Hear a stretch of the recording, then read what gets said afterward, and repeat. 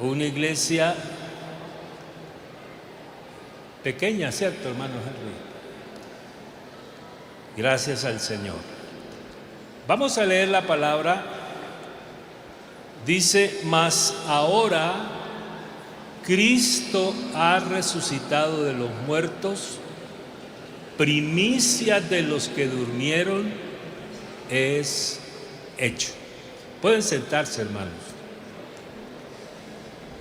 Bueno, le he puesto un título a esta enseñanza. El título es: si Cristo no resucita. ¿Cómo es el título?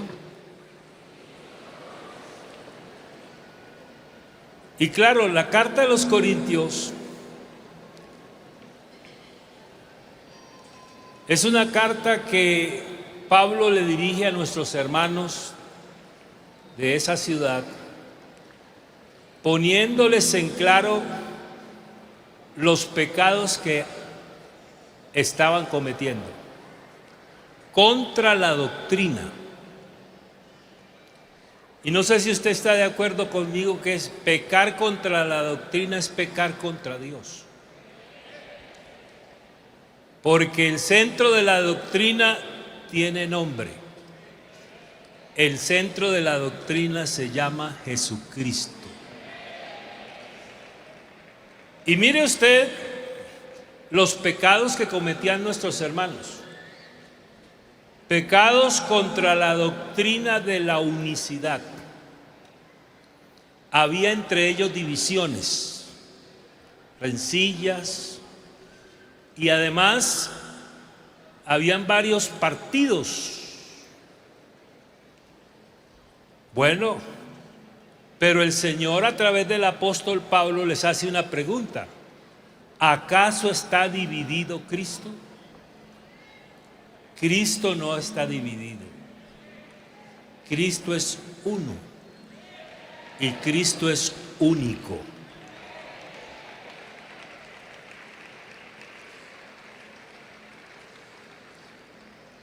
Habían cometido pecado contra la doctrina de la santidad, un caso de inmoralidad juzgado. Y como si fuera poco, tenían una concepción errada de la doctrina de la resurrección. Porque algunos pensaban y creían que no había resurrección. Pero claro, Pablo comienza haciendo una hipótesis, una suposición. Si los muertos no resucitan como ustedes creen, entonces Cristo no resucitó. Y fíjese usted que Jesucristo tiene 3 credenciales básicas. Credencial número 1, el impacto de su vida en la historia. ¿Verdad que se dice antes de y después de? Dividió la historia de la humanidad en 2. Credencial número 2, la profecía cumplida en su vida. Hay más de 100 profecías en el Antiguo Testamento que hablan de la obra del Calvario. Y tercera credencial, la resurrección. Y claro, es un milagro que tiene antecedentes en el Antiguo Pacto. Ustedes recuerdan al hijo de la viuda, ustedes recuerdan a la viuda de Sarepta, la tsunamita, la fosa de Eliseo, y en el Nuevo Testamento, ¿cierto? Lázaro, el hijo de la viuda, Tabita, la hija de Jairo, Eutico. Oiga, y los que resucitaron después de que el Señor resucitó. Pero la muerte y resurrección de Jesucristo es totalmente diferente a todas ellas. Y le voy a decir por qué. No solo por el hecho de haber resucitado, sino por el hecho de quién fue el que resucitó. No era otra cosa que Dios manifestado en carne.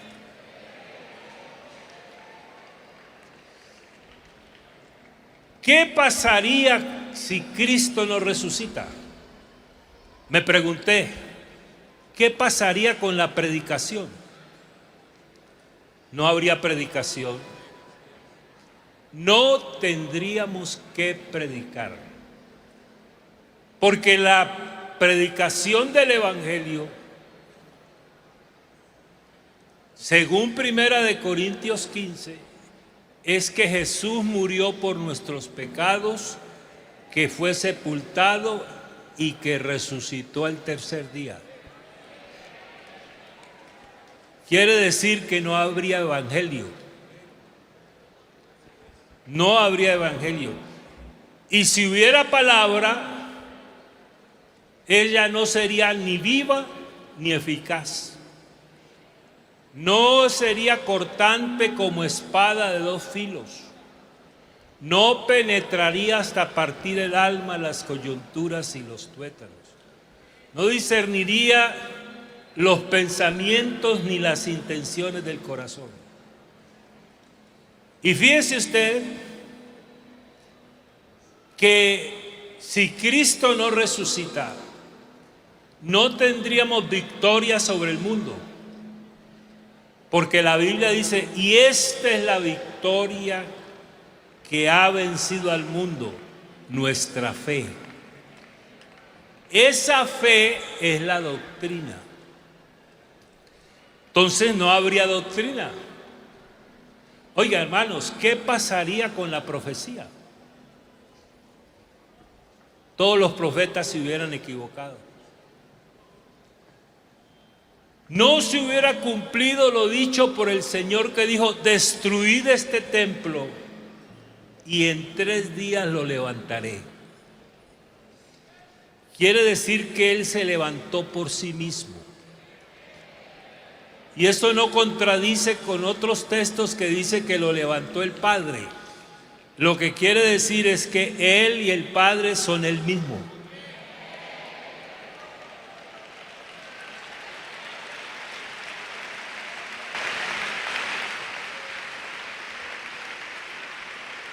¿Qué pasaría con los muertos? Los que durmieron y murieron, perecieron para siempre. Los muertos se quedarían en la tumba. Oiga, seríamos los más dignos de conmiseración de todos los hombres. Seríamos falsos testigos. Oiga, no tendríamos que testificar. ¿Qué pasaría con la salvación? Pregunto. Simplemente no habría salvación. Porque es que la palabra de fe que predicamos, la que está cerca de nuestra boca y nuestro corazón, es que si confesares con tu boca que Jesucristo es el Señor y creyeres en tu corazón que Dios le levantó de los muertos, serás salvo.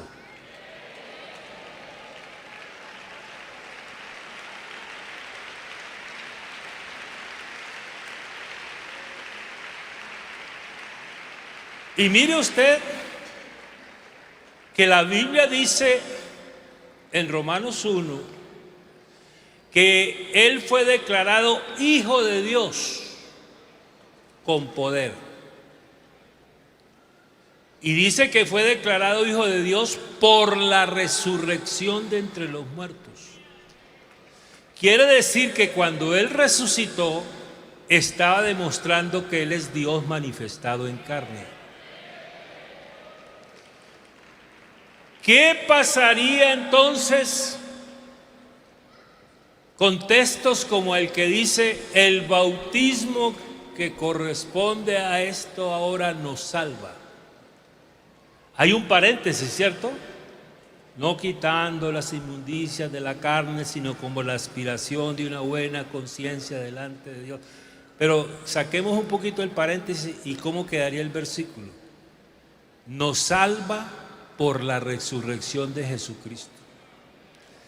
Quiere decir que si Él no resucita, este salón estuviera desocupado. No habrían salvos, no habrían predicadores, no habrían dones del Espíritu. ¿Qué pasaría con nuestro andar? Bueno, andaríamos en la corriente de este mundo, bajo el príncipe de la potestad del aire. Seríamos hijos de ira, hijos de desobediencia. Eso sería algo, como le dijera, trágico, por decirlo de alguna manera. ¿Qué pasaría con los pecadores? Pues no habría convicción de pecado. Porque Él dijo, cuando Él venga, hablando de Él como Espíritu, Él nos convencerá. Aquí el que convenza no es el predicador. Aquí el que convence es Él.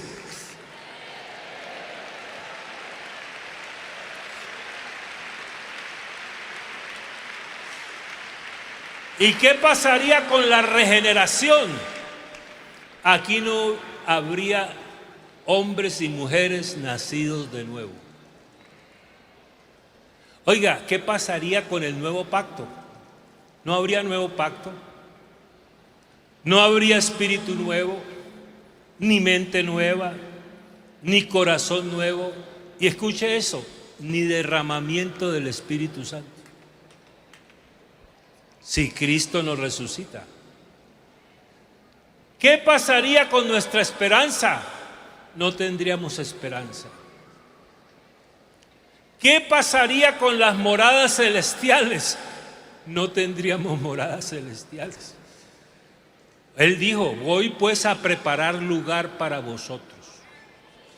Y sabe que me confieso con ustedes que yo cometía un error. Cuando leí ese versículo, pensé que el Señor decía, voy pues a preparar lugar para vosotros, y ponía el dedo índice al cielo. Yo pegaba un salto de la tierra al cielo. Pero luego el Señor, que es el que le alumbra uno el bombillito y le hace entender la palabra, me di cuenta que Él no ponía el dedo hacia arriba, sino hacia el monte de la calavera. Voy pues a preparar lugar para vosotros, porque sin obra del Calvario no hay morada celestial.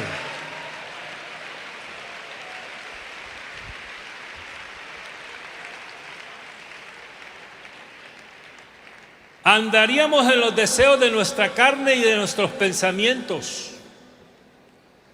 Oiga, no tendríamos seguridad o la seguridad de su regreso a levantarnos. No tendríamos herencia. Oiga, ¿qué pasaría con la iglesia? No habría iglesia.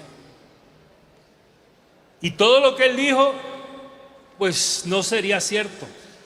Eso que dijo Él, sobre esta roca edificaré mi iglesia. El único que tiene iglesia es Él.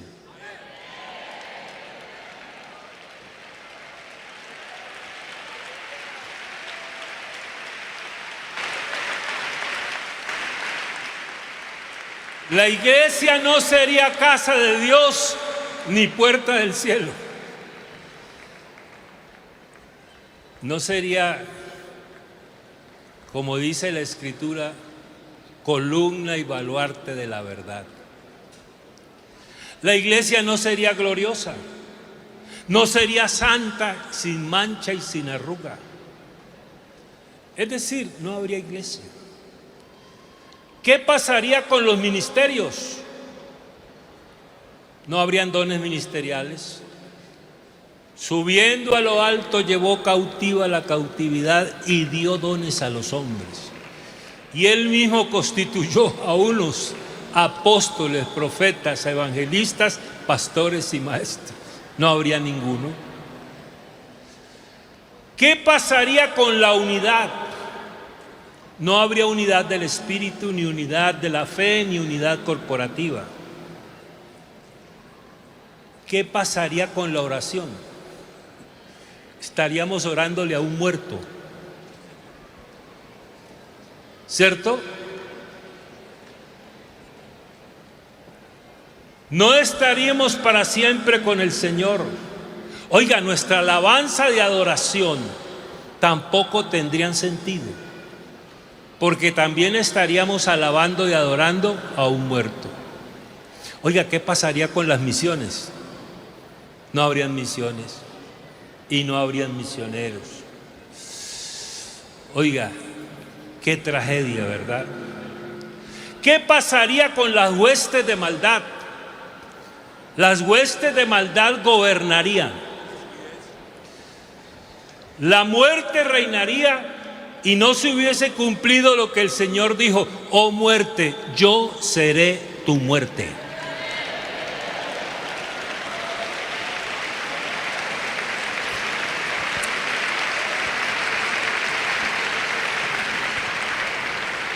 Y mire usted, no habrían milagros en esta convención. No habría. Ni pudiéramos o pudiésemos o habíamos podido darle título a esta convención, ¿cómo es? Unánimes en la doctrina. Simplemente porque no habría doctrina. Oiga, no habrían personas a los pies de Cristo. No habrían personas arrepentidas, ni pecadores nacidos de nuevo. Entonces, ¿qué pasaría con el cristianismo? Mire, el cristianismo se pone en pie o cae por un solo hecho: porque Cristo resucitó. El sermón de Pedro en el libro de los Hechos, el primer sermón, el tema central del sermón es la resurrección de Cristo. No es que Pedro se buscó un bosquejito para predicar. Oiga, ¿qué predico hoy? No. Es que él entendía que si no predicaba el Cristo resucitado, no habría verdadera resurrección. Si quitamos la doctrina de la resurrección, no quedaría doctrina. Y fíjese que el perfil del que iba a reemplazar a Judas, según el libro de los Hechos, era que fuera testigo de la resurrección. Y cuando Pablo estaba haciendo su defensa ante Félix, él dice que desde el bautismo de Juan hasta el día en que entre nosotros el Señor fue recibido arriba, y dice a los judíos que lo cuestionaban, si hubiesen hallado alguna cosa mala en él cuando compareció ante ellos, que lo dijeran. Dijo: a no ser que estando entre ustedes prorrumpí en alta voz acerca de lo que él predicaba, que era la resurrección de los muertos. Por eso, por esto estoy siendo juzgado. Es decir, que a Pablo lo estaban juzgando por predicar a Cristo resucitado. La verdad, sería trágico, ¿cierto, iglesia? Pero el texto que leímos dice: mas ahora. Esa palabrita ahora es una palabrita importante. La palabra ahora tiene un propósito dentro del argumento del apóstol Pablo, porque es una palabra de contraste, como cuando uno dice pero. Antes de este versículo Pablo había hablado de la hipótesis o suposición de que Cristo no hubiese resucitado. Pero él, después de mostrar las causas terribles, dice algo después de 20 años, porque habían pasado 20 años de la resurrección de Cristo cuando Pablo dijo ahora. Y a mí me llama la atención que él puso la resurrección en tiempo presente, ahora. Trajo lo que sucedió al presente.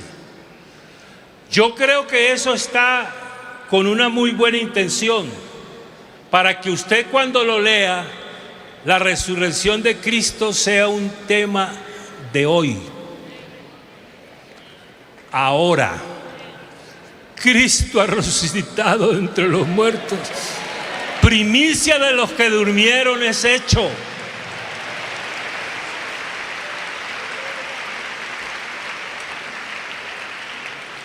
¿Cierto que es una declaración contundente?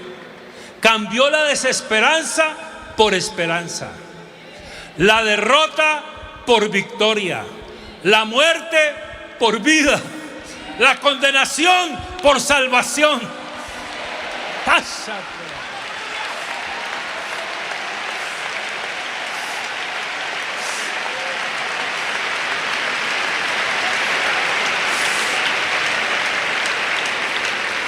Ese ahora, lo que está diciendo Pablo es que eso de la resurrección es más que una teoría, es una realidad. Porque si Cristo vive, la doctrina tiene fundamento y la resurrección tuya y mía está asegurada. Y es que la resurrección es la joya de la corona. Cuando digo joya de la corona, digo que es lo más valioso que tiene un creyente. Lo más valioso de esta iglesia es que tiene un Dios que se manifestó en carne, que fue a la cruz, que fue sepultado y que al tercer día resucitó de entre los muertos.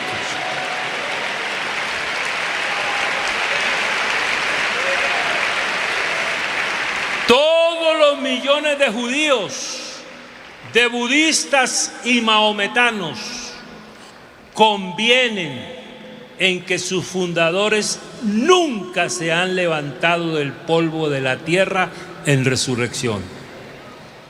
Entonces el cuadro completo es este: sepulcro de Confucio, ocupado; sepulcro de Buda, ocupado; sepulcro de Mahoma, ocupado; sepulcro de Jesús.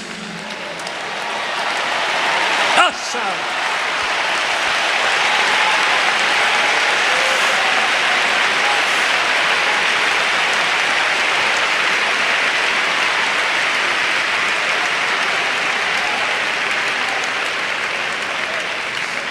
Y la resurrección tiene sus pilares. Son como columnas que el Señor dejó allí cimentadas para que la doctrina de la resurrección se levante entre nosotros como un pedestal al que hay que ponerle cuidado. La primera columna son las afirmaciones de Jesús. Porque, hermano, aquí lo importante no es lo que diga el predicador, es lo que diga Jesús.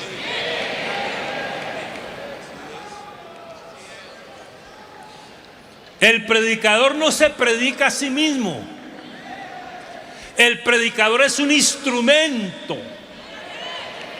Cuando usted ve un cuadro pintado, una obra de arte hermosa, usted no pregunta con qué pincel lo pintaron. Usted pregunta quién lo pintó. Y aquí los pinceles somos nosotros. Pero el que hace la obra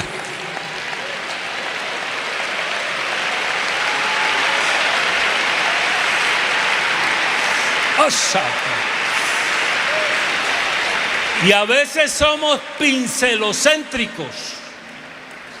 Si yo les dijera, ayer en el culto en Medellín 1000 recibieron el Espíritu Santo. ¿Usted qué pregunta? ¿Quién predicó?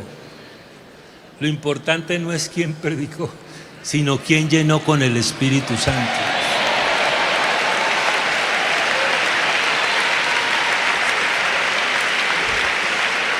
Las afirmaciones de Jesús, el primer pilar, Él lo dijo, que iba a resucitar. Los testigos directos. Bueno, uno lee 1 Corintios 15 y habla de Cefas, los discípulos, 500 hermanos juntos, es un ejército. Jacobo. Esos eran los testigos directos. Oiga, las mujeres, las que fueron al sepulcro. Oiga, hermanas, les voy a echar un piropo. ¿Me lo permiten? Las mujeres fueron las últimas en la cruz y las primeras en la resurrección.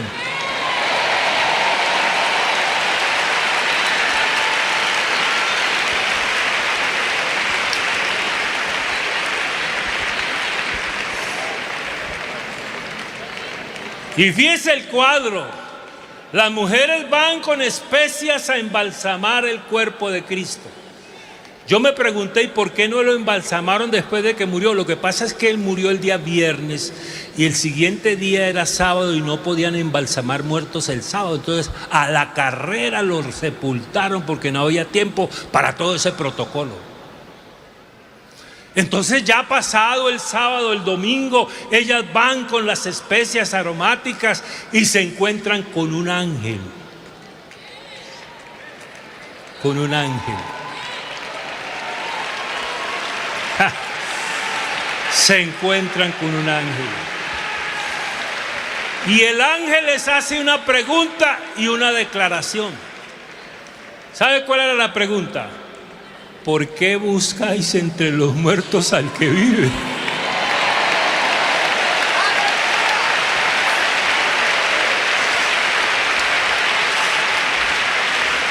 ¿Y cuál fue la declaración? No está aquí.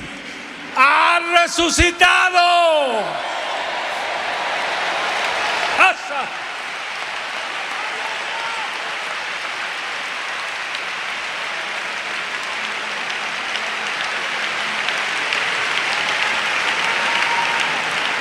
Los testigos indirectos. La tumba es un testigo indirecto. La tumba vacía habla por sí misma. La piedra removida habla por sí misma. El sello roto que le pusieron habla por sí mismo. La guardia que pusieron habla por sí misma. Las vestiduras fúnebres hablan por sí mismas. La tierra que tembló, las piedras que se partieron, el velo del templo que se rasgó de arriba hacia abajo, son testigos de la resurrección de este Cristo maravilloso.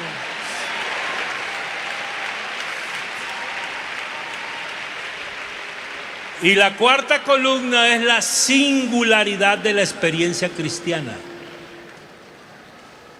Alguien dijo, oiga, qué bueno traer a Lázaro para que nos cuente cómo es eso de estar muerto y resucitar. Y el otro le dijo, no, hermano, no hay que traerlo, aquí hay miles de resucitados. Y Él os dio vida a vosotros cuando estabais muertos en vuestros delitos.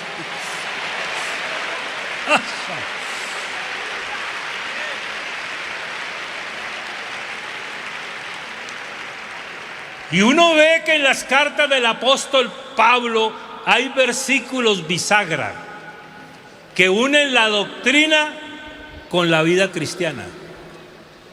Porque la doctrina no es solamente para predicarla, es para vivirla. Predicar cualquiera predica, pero vivirla. Los predicadores tenemos que vivir lo que predicamos.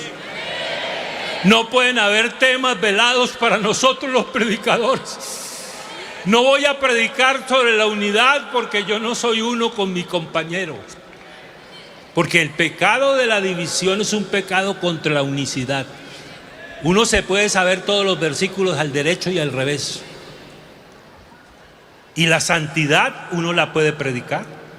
Pero la santidad no es para predicarla, es para vivirla.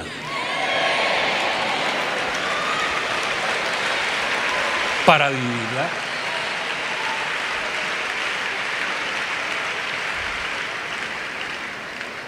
Entonces, el versículo bisagra de Romanos es el capítulo 12, versículo 1. Así que, os ruego. Oiga, Pablo es respetuoso con la iglesia. Os ruego.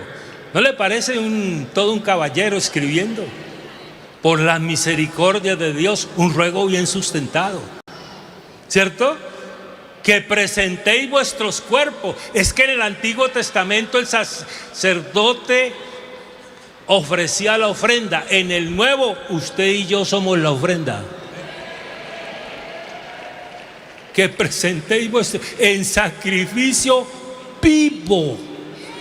Los sacrificios del Antiguo Testamento morían, los del Nuevo viven.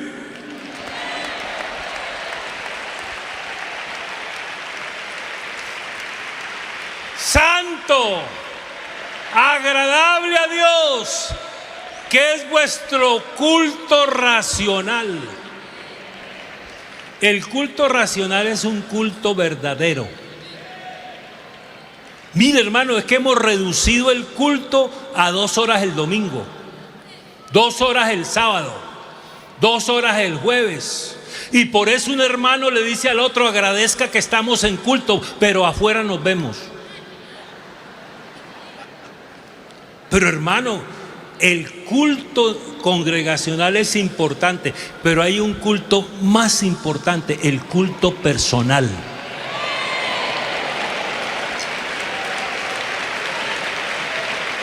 ¿Usted no ha notado que hay hombres y mujeres muy buenas en el culto y muy regulares en la casa? Porque dicen, como no estamos en culto, pero el culto personal es que dura 24 horas al día.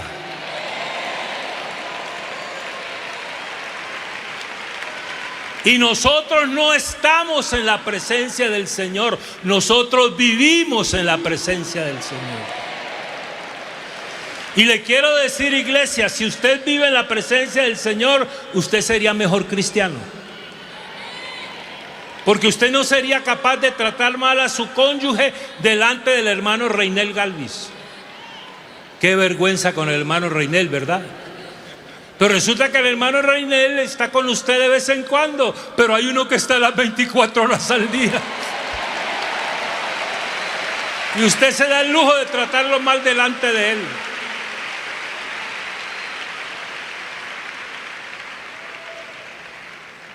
El versículo bisagra de Efesios es el capítulo 4. Yo pues, preso en el Señor, os ruego otra vez. Un ruego, ¿cierto? ¿Y cuál es el ruego?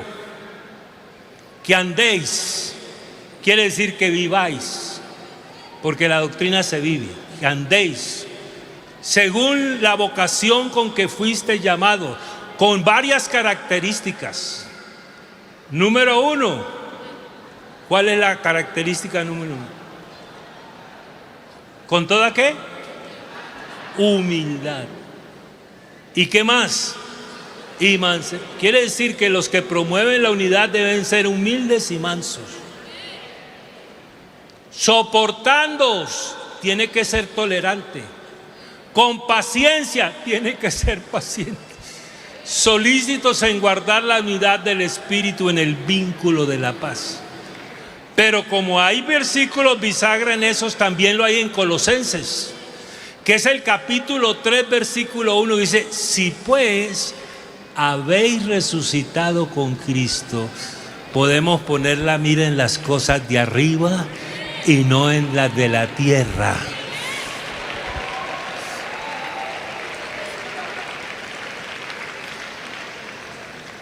Y podemos hacerlo porque hemos muerto y nuestra vida está escondida con Cristo en Dios. Pero cuando Cristo vuestra vida se manifieste, entonces ustedes también serán manifestados con Él en gloria. Entonces, hermanos, la resurrección es una doctrina fundamental. Y hermanos, acabo de venir de Medellín y el lema de la convención en Medellín era revestidos de poder. Y Dios, que es el que le da a uno el mensaje, ¿estoy diciendo bien?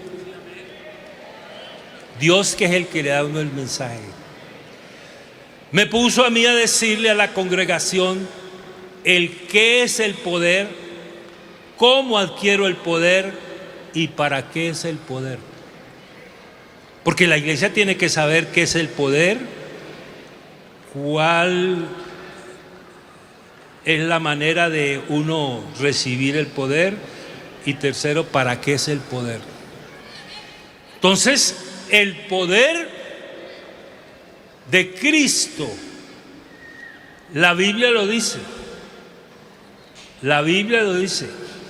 que para la creación Él usó su poder, pero para redimirte a ti o salvarte a ti y salvarme a mí, usó la super eminente grandeza de su poder. ¿Cómo le parece? Soy lo más grande. Algo súper, eminente, grande, poderoso. Y dice, para con ustedes. Quiere decir que la Escritura afirma que el poder que resucitó a Jesús es el mismo poder que te resucita a ti y a mí. Quiere decir que el poder del Espíritu Santo es el poder de la resurrección. Usted, cuando venga a recibir el Espíritu Santo, no venga a recibir poder, venga a recibir al Dios de todo poder. El poder es la consecuencia. Porque a veces nos contentamos con el lingote de oro, con la bendición, pero nos perdemos la mina de oro. Usted coge el lingote, se lo gasta y necesita otro lingote, pero si tiene toda la mina.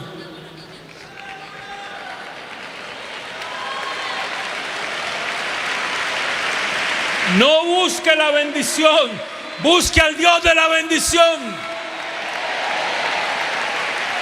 No busque el Espíritu Santo, busque al que bautiza con Espíritu Santo.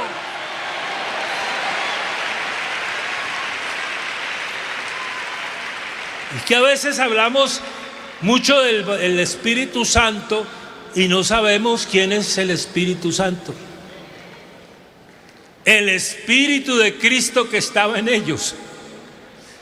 Y el Espíritu que usted tiene es el Espíritu de Cristo.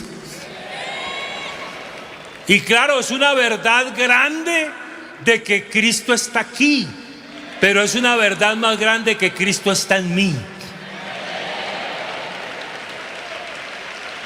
Y Cristo está aquí porque está en mí. No sé por qué buscamos a Cristo siempre afuera cuando lo tenemos dentro.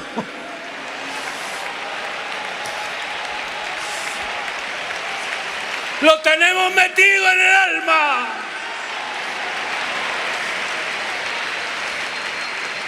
Está con vosotros, pero estará en vosotros. ¿O ignoráis que sois templo del Espíritu Santo? Parece que ese ignoráis es una voz de alerta, ¿cierto? Mire, si alguno tiene sed, no busque el Espíritu Santo, venga a mí y beba. Si usted quiere recibir el Espíritu Santo, venga a Él y beba. Porque dice, el que cree en mí, como dice la doctrina, como dice la Escritura, ¿cierto? De su interior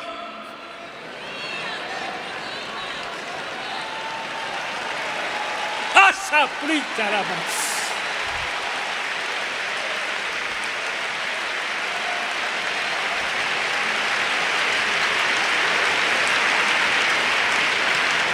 Uno puede predicar honradez, ética, buen comportamiento, asistencia a la iglesia. Esas son las ramas. Hay que predicar la raíz. La raíz es Cristo en nosotros, la esperanza de gloria. Es que la vida cristiana es un fruto que se da espontáneamente. Usted no tiene que esforzarse por ser hijo de Dios. ¿Qué esfuerzo tiene que hacer el hermano David Alomía para ser hijo de... ¿Cómo se llama su padre? ¿Qué esfuerzo tiene que hacer el hermano David Alomía para ser hijo de Luis David? Dígame. Ninguno. Él es hijo. Y hay hermanos esforzándose por ser hijos de Dios. Usted es hijo de Dios. ¿Sí o no? Somos hijos de Dios.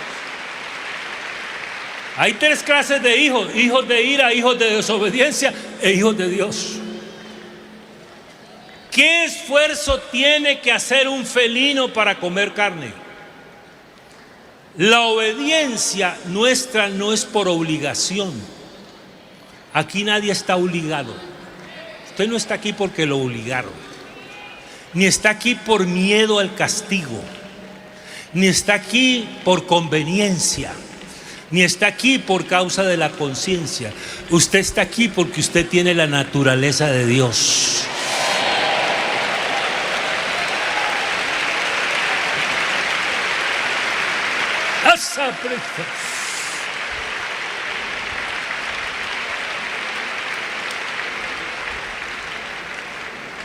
Entonces, la naturaleza de Dios es lo que nos hace amar estas fiestas. Y es lo que lo hace a usted orar. Y es lo que lo hace a usted leer la Biblia. Y es lo que lo hace a usted evangelizar. Porque el que tiene la naturaleza de Dios es como lo dijéramos, como si Dios rogase por medio de nosotros. Entonces, hermanos, por eso es que los mandamientos del antiguo pacto son diferentes a los mandamientos en el nuevo. Porque ninguno de los del antiguo pacto nacieron de nuevo. Pero usted y yo hemos nacido de nuevo.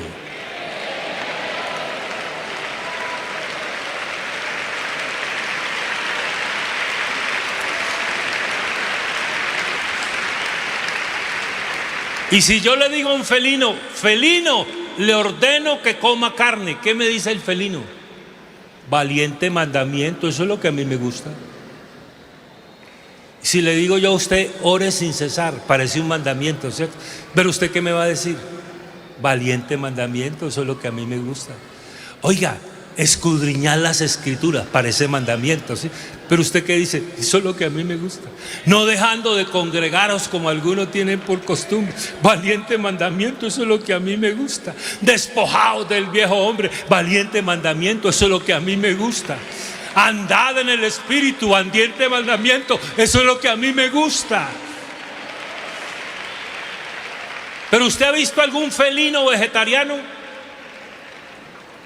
y hay creyentes vegetarianos.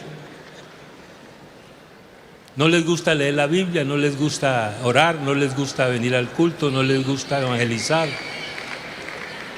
Pero aquí estamos, y esto nos gusta, nos sabe bueno.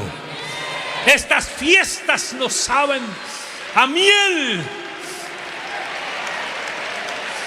y la palabra es como la miel.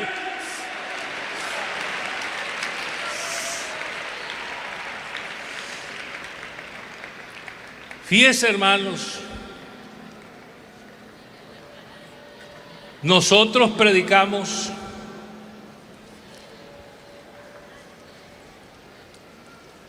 la resurrección. Yo estaba pensando que algunas armas mortíferas se utilizan para las guerras, ¿cierto? Por ejemplo, las armas nucleares, por allá en Hiroshima, Nagasaki, los misiles, los drones, las bombas de fragmentación, las bombas de vacío. Pero quiero decirle, el Señor también tiene su arsenal. Predicadores armados que predican y viven el poder de la resurrección. Y estoy rodeado de poderosos predicadores. Y cuando digo eso, no digo solamente de los que están aquí en la plataforma, de usted también. Porque esta iglesia se caracteriza por tener verdaderos predicadores. Esta tarde estábamos con el hermano Jesús Arias y él se conmovía de ver todo lo que había visto en la iglesia a través de los años, y que este cayó, y que este falló, y que este no sé qué, y que este se descarrió, y que este se dividió. Y entonces él estaba muy triste. Y yo le dije, pero a pesar de todo ello, esta iglesia sigue triunfante. Esta iglesia no la detiene nadie. El diablo ha querido detenerla, pero mi Biblia dice que las puertas del infierno no prevalecerán contra ella.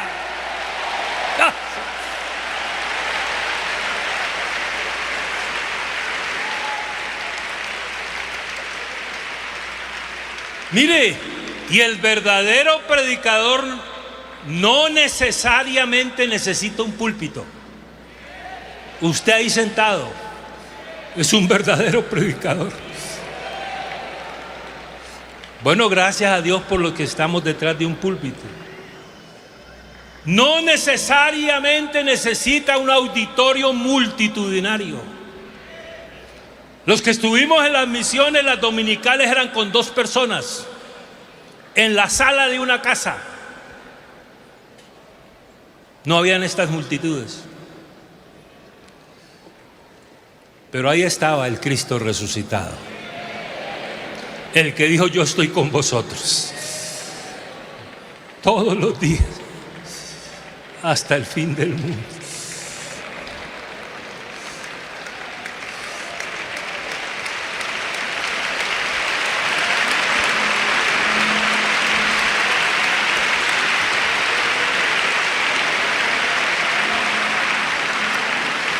El verdadero predicador no necesariamente debe haber pasado por la universidad.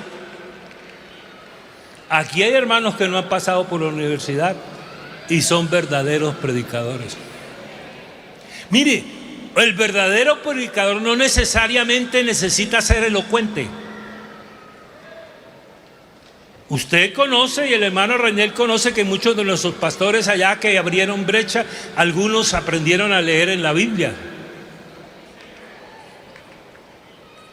Y en buena parte hay que darle honra al que honra. Ellos caminaron las trochas y las calles sin pavimentar, y a nosotros nos han correspondido transitar las avenidas. Y ellos se transportaban a veces en bestia y a pie, cruzando ríos y todo. Nosotros en avión, en jet. El verdadero predicador no necesita salir en el Heraldo. Oiga, y no necesariamente necesita tener muchos likes, ni muchos me gusta.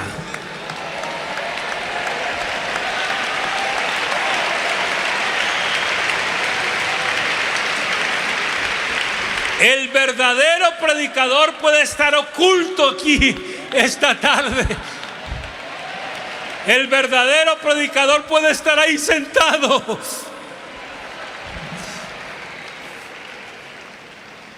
Mire, para el verdadero predicador, lo importante no es el alfolí, son las almas.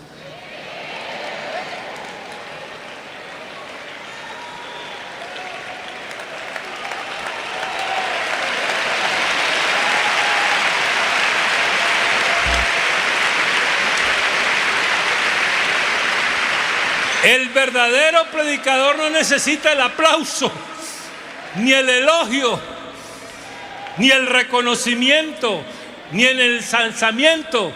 El verdadero predicador no se sube sobre un pedestal, porque a veces el Señor pasa por delante de los que están subidos en el pedestal y dice: yo le doy gracia a los humildes.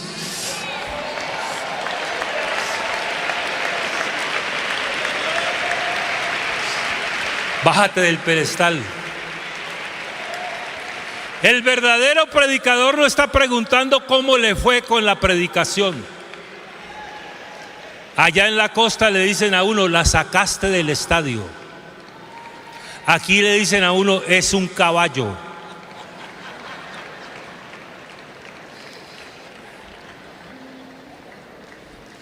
El verdadero predicador solo tiene que haber nacido de nuevo.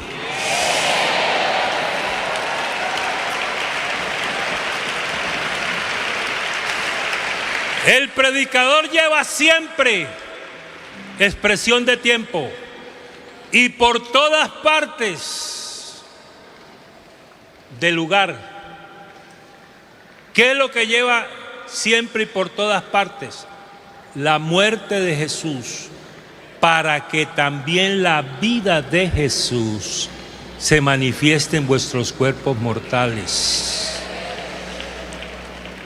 Y claro que las armas de nuestra milicia y de un verdadero predicador no son carnales, sino poderosas en Dios para destrucción de fortalezas, derribando argumentos y toda altivez que se levanta contra el conocimiento de Dios, y llevando cautivo todo pensamiento a la obediencia a Cristo. Aquí el poder tiene nombre, se llama Jesús.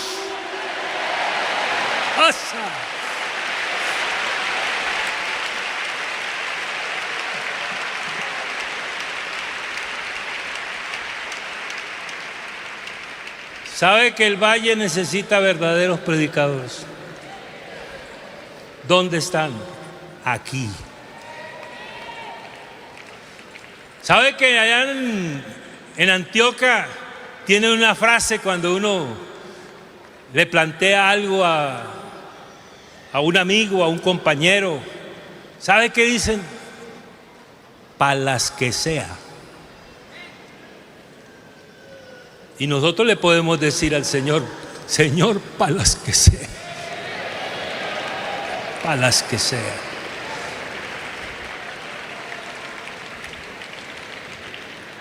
Entonces, Cristo resucitó. Por eso la doctrina tiene autoridad. La iglesia tiene mensaje. Vayámonos con esta convicción en el corazón. A esta iglesia no la mueven las convenciones, las mueve el Dios de las convenciones.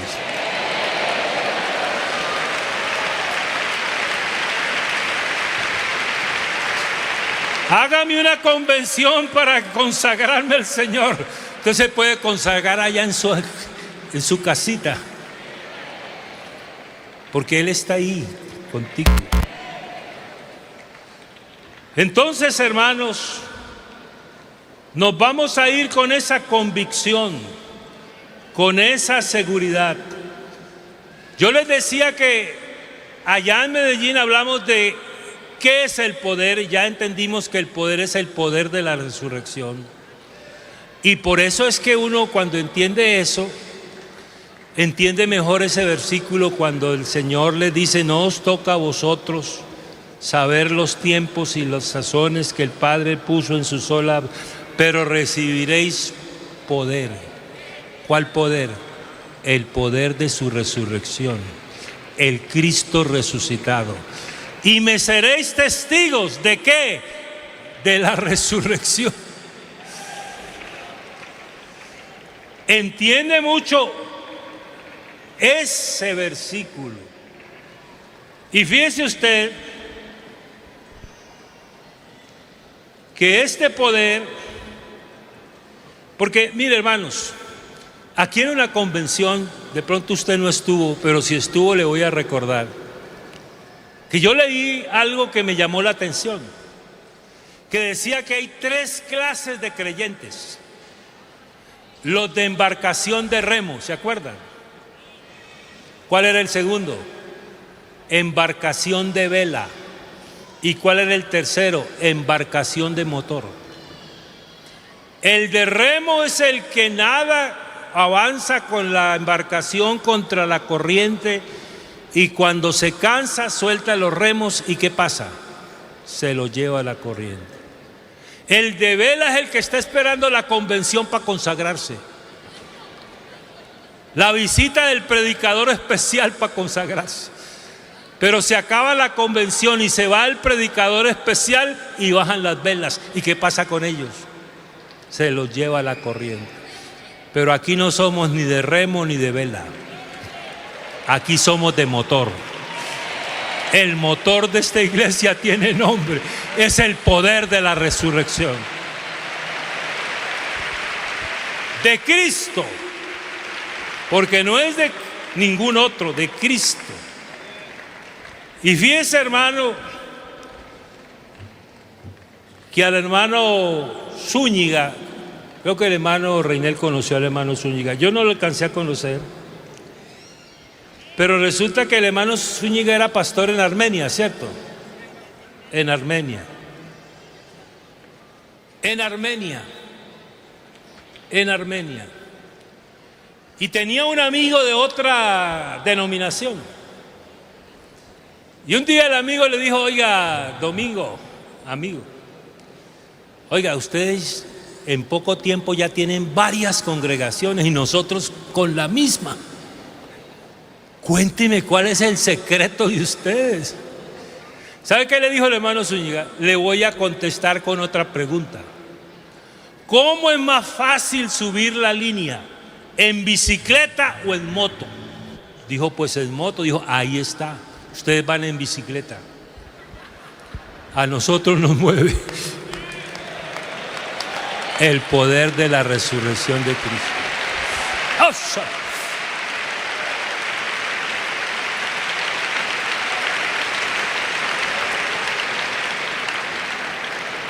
Y mira hermanos, si ustedes quieren que alguien reciba el bautismo del Espíritu Santo, predique al que bautiza con el Espíritu. Eso se da como consecuencia, ¿cierto? Porque Él es el que bautiza. Y ya hablamos más del Espíritu Santo que el que le bautiza con el Espíritu. Él los bautizará, dijo Juan, ¿cierto? Él, cuando Él sopló en Juan, dijo, recibid el Espíritu Santo. Lo que les estaba diciendo es de quién proviene el Espíritu Santo, porque ellos no hablaron en lengua esa vez. Hablaron fue en Hechos 2, pero les estaba explicando de quién. Y cuando Él sopló, es una figura literaria que sopló en su nariz. Es la manera de decir de quién proviene la vida. La vida proviene de Él porque Él es la vida. Y el Espíritu Santo proviene de Él porque Él es el Espíritu Santo resucitado.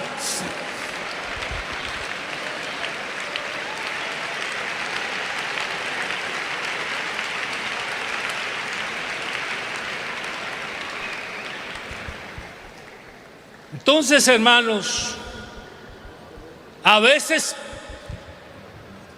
buscamos la bendición, pero la Biblia dice que la bendición es una consecuencia. No es un insumo, es una consecuencia. Insumo es harina, aceite, levadura, agua, horno, son los insumos del pan. El pan es un producto, la bendición es un producto. ¿Y sabe qué la produce? Mirad cuán bueno y cuán delicioso es habitar los hermanos juntos en armonía. No busque la bendición, busque la armonía. ¿Y la armonía con quién? Con Dios. Pablo tenía dos deseos. Deseo número uno, conocerle. Y ese conocimiento no era académico, ni técnico, ni científico. Era un conocimiento vivencial. La Biblia dice que Adán conoció a Eva y Eva quedó en embarazo. Quiere decir que tuvieron una relación íntima. Si usted quiere bendición, relaciónese íntimamente con el Dios de la bendición.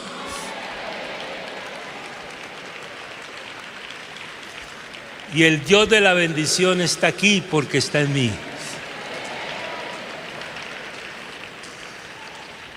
Bendito sea.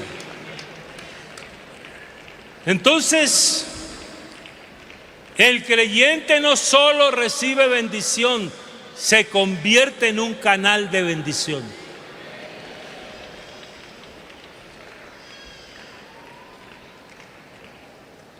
Y yo quiero terminar diciéndole a esta iglesia algo de parte de Dios. ¿Para qué el poder de la resurrección? Para que ya no seamos niños fluctuantes. ¿Qué dice la Biblia? Llevados por doquier de todo viento y doctrina, sino que fíjese que el poder de la resurrección lo libra a uno de las doctrinas falsas, porque dice que el poder de la resurrección, que es el poder del Espíritu Santo, nos guía a toda la verdad. Nos guía a toda la verdad. Por eso yo quiero terminar diciendo, iglesia,